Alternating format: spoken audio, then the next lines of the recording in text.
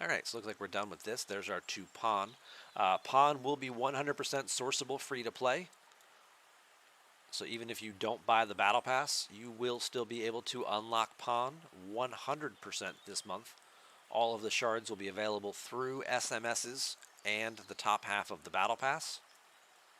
You can see there's a handful of them up here.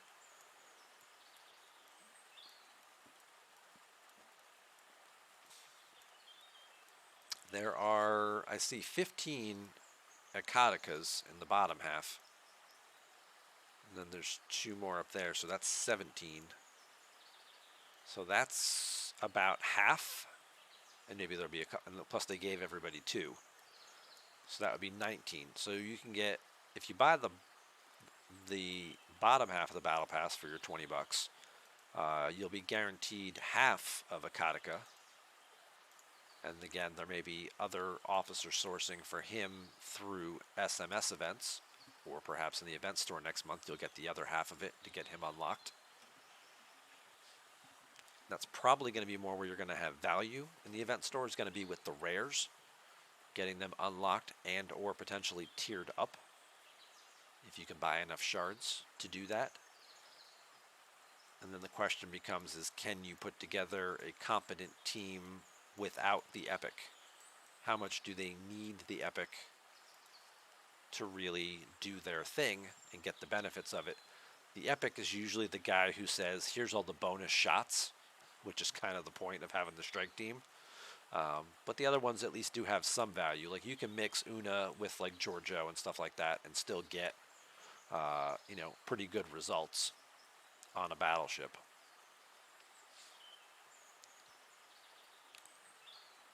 Did I talk about the new officers yet? It seems seems odd to not have the main characters and have these 2 odd ones.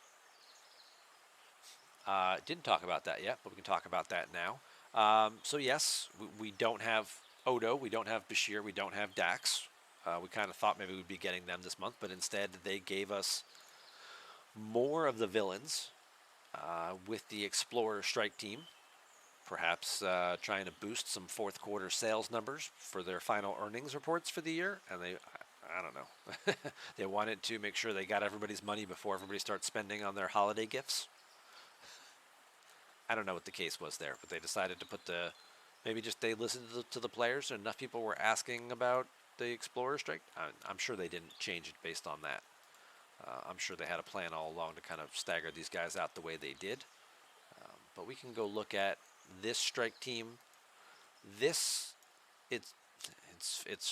weird because this strike team, the Explorer strike team, seems to be more of a direct counter to the Interceptor strike team, which makes sense because Dukat and Wayun were sort of always kind of trying to one-up each other to look more favorable in the eyes of the founders.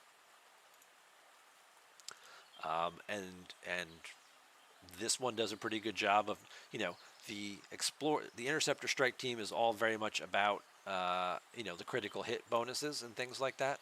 And this particular one seems to take that away. Oh, look, there's a 4 million enterprise. Well, gee, I guess it's time to go. That would be the alliance we're at war with. So we're just, thank God we finished the event.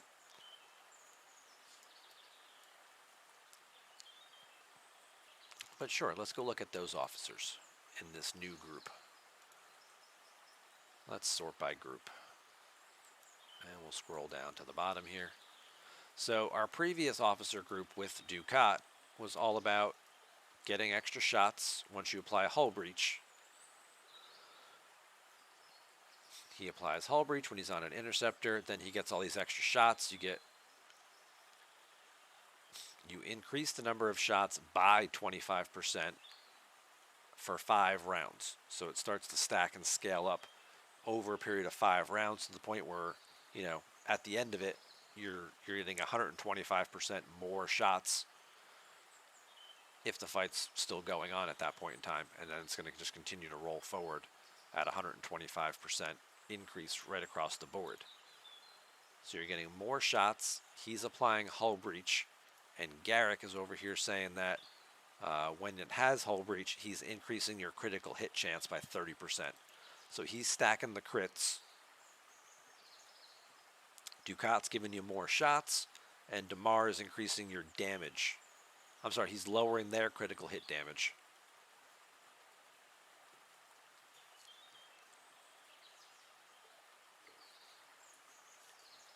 So when they hit you with criticals, every time you hit them with the critical, you're lowering their critical hit damage. So when they hit you with a critical, it's going to hurt less.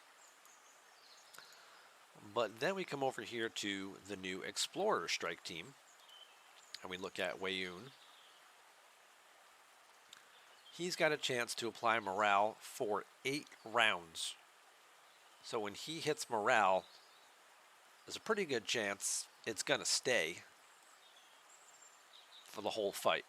Not many PvP fights go more than this many rounds. Something drastically had to go wrong usually if we're going this far. And then his officer ability here increases weapon shots by 76% at the start of each round, but only for 2 rounds when fighting players if he's on an Explorer with morale. So we talked about Ducat's 25% per round, but for 5 rounds, so he's scaling up to about 125%. Weyoun's just jumping ahead 76% right off the bat, but he's only lasting for 2 rounds. So he's going to get to 150 pretty quick, and you're going to have 6 times as many shots.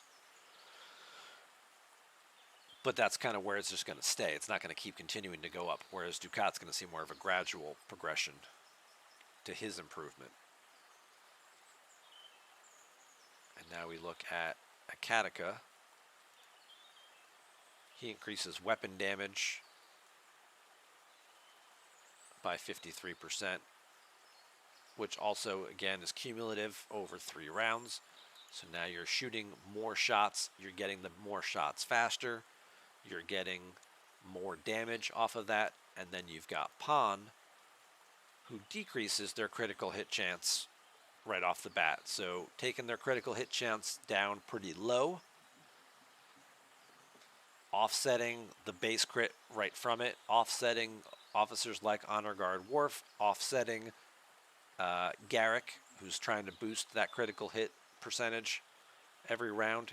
He's subtracting from it pretty quickly. So more of a direct counter to that crew, I feel like, is what you've got going on here. I still feel like both of these squads still feel inferior to me compared to the original strike team. And I think, you're getting more shots again with her. She's getting synergy from this because it's her captain's ability. So that's kind of boosting that a little bit, but it is limited. But this just sort of happens every round. She's just adding as long as they're burning. But I think it's Ortegas.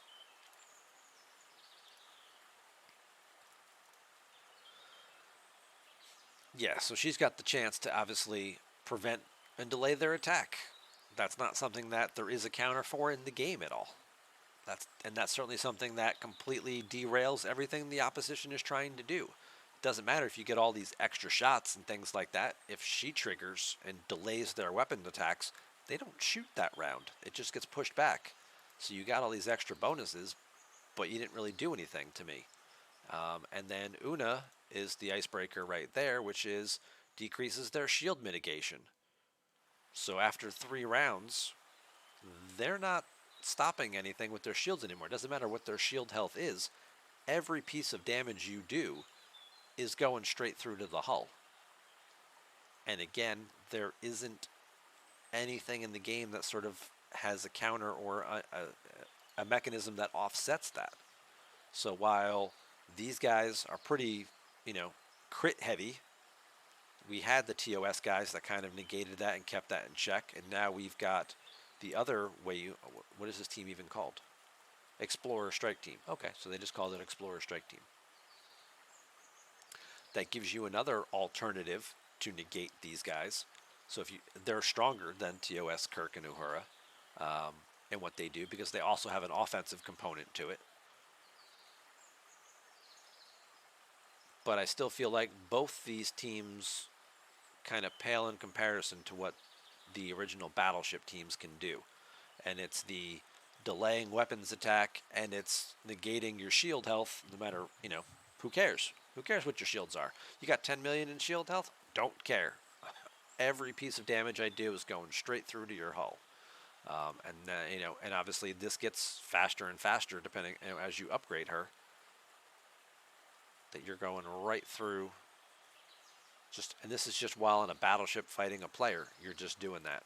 Some of the other abilities you have to be against an explorer, like she does. She boosts officer stats when it's fighting against an explorer. But this is just while on a battleship, screw them over. It's pretty much what it is. So to me, that's why the new strike teams are good, but they still don't quite measure up to the OG one. What do you guys think? Which strike team do you think is the strongest? Oh, hey. We'll take those rewards.